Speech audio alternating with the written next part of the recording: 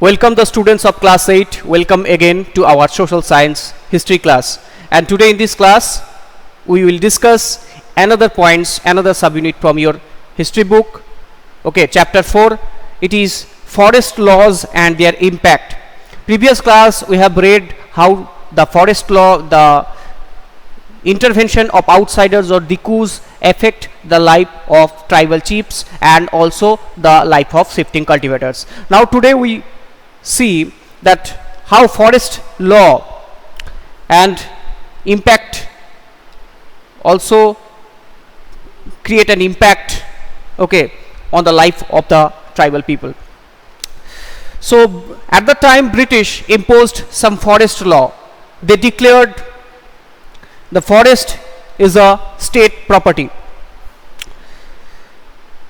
and some were classified as reserve forest for they produced timber which the British wanted. So they saw the forest of India is full with various type of resources and full with some forest products like timber and the herbs. So what happened? So they made changes in the forest law, and changes in the forest law had a considerable effect on the tribal people who lived in these forests. So what happened? By this forest law, people were not allowed to move freely, and they cannot practice jhum cultivation inside the forest, as well as they were abstained to collect fruits and hunt animals inside the forest. So all these activities were banned inside the forest area, declared classified as reserve forest by the British East India Company. So you will read more about the forest law and who was the in charge of the forest in class 9. Okay. So today we discuss that what were the effect on the life of the tribal people. That many tribal people, they lost their occupations because most of them, they depending upon the forest product. They collecting forest product, and they sell it to the local market. They collected herbs also, some herbs with medicinal value, and sell it to the local and sold it to the local market.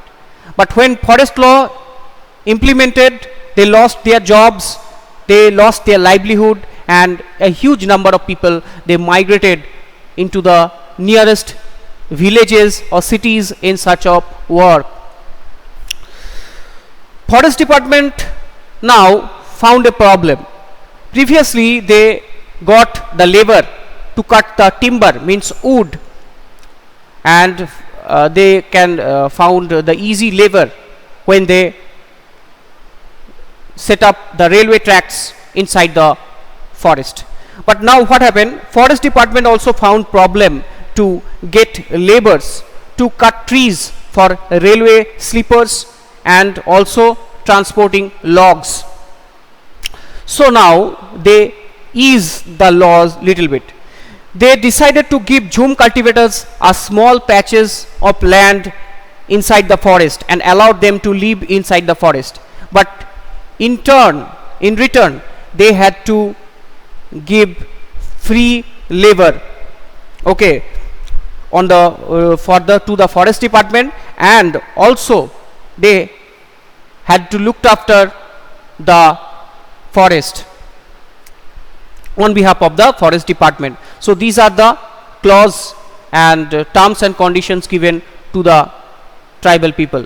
So they can cultivate a small patches of land inside the forest, as well as they can live inside the forest, but they had to work for the forest department as a laborer, okay, and looked after the forest also. Though many tribal groups disobeyed the rules and continued the practices they had practiced earlier, such as jhum cultivation, hunting, gathering, and also animal herding inside the forest. But when these practices are called illegal, so a conflict was unavoidable between the two parties, the tribals and the British. So what happened? At times rose in open rebellion, such as the revolt of Sangram Sangma in 1906 AD in Assam and forest satyagraha in 1930s in central provinces, today's Madhya Pradesh. Okay, so this is the impact of forest law on the people living in the inside the forest, mainly the tribal people. So in the next class we are going to discuss the problem with the trade and traders. So that's all for today's class. Thank you for watching.